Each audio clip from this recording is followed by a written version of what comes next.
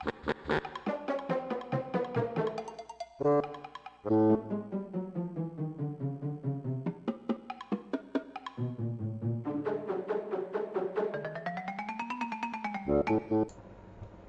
a new scene.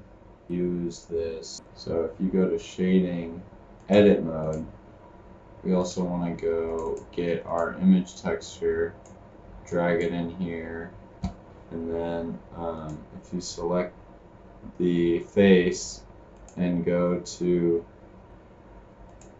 UV editor, you'll see that there's a box here, and if you press A, you'll select all the vertices of the box, and then we can drag it onto the face.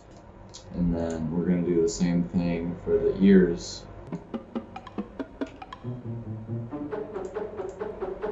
Alright, so now that all the sides of the cube are correctly oriented, we go to layout, change the material view, and then object mode, and we can add a modifier to make it a sphere while not affecting the UV mapping.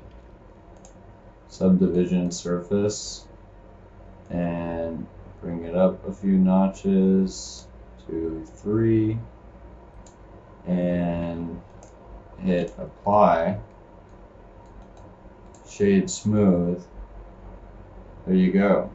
Once you've applied it, you can edit the mesh. I'm just going to stretch it out a little bit. If we do add mesh cylinder, can make a little neck for him. And I'm just going to choose a material color. So next I'm going to add the torso really quick, which is basically the same process.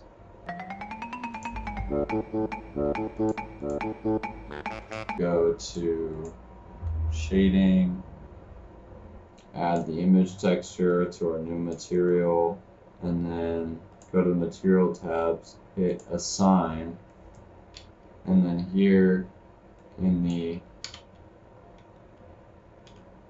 UV area, the tab that we already had open. And so now we have 2 image textures. So next we're just going to add the arms. And in order to have our joints look good when we bring it into the rigging software, it's good to go to edit mode and then press E to extrude.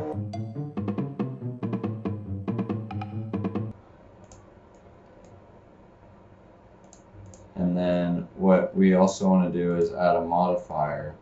Or this is what I did, is add a modifier, a mirror modifier, and then use the eyedropper tool and select the torso, and then it should be on both sides of the body. Adding the hands next. So I'm going to add the same mirror modifier, shade smooth, and now he has hands. So next we just need to add a sort of a crotch and the legs and feet.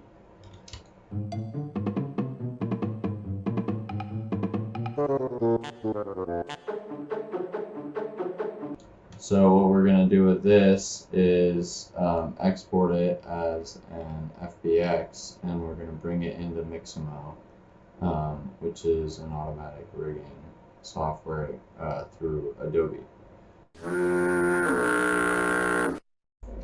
Okay, so now we're in Mixamo, and we've exported our FBX file.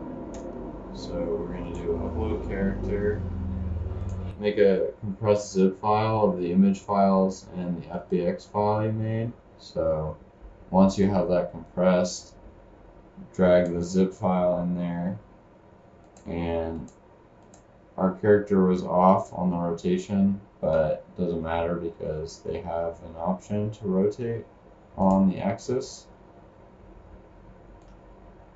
And so what we're going to do is drag these points to where they're corresponding. Pretty straightforward. And select no fingers. And it worked. So if you go to download here, FBX binary T-pose.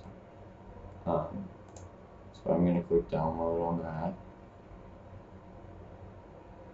But just to demonstrate sort of what I did, I'm going to show you a walk animation. So download without skin.